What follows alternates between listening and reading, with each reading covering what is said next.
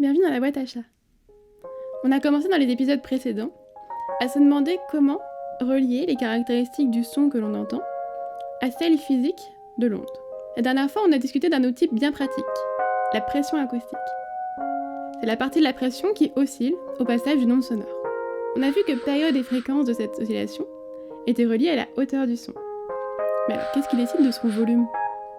Imaginons que l'on place un micro quelque part. Au hasard, là. Un micro, c'est une membrane qui détecte les variations de pression, tout comme votre tympan.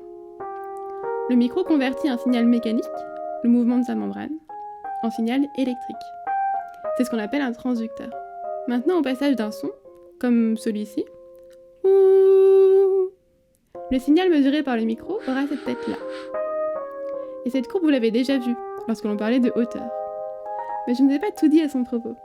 Parce que oui, elle a une seconde dimension, le long de l'axe des ordonnées.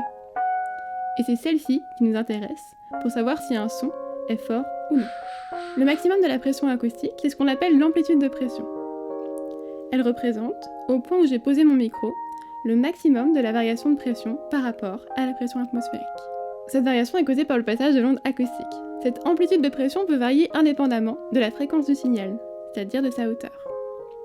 Elle est en fait liée directement au volume perçu. Plus l'amplitude de pression est grande, plus on perçoit un son fort.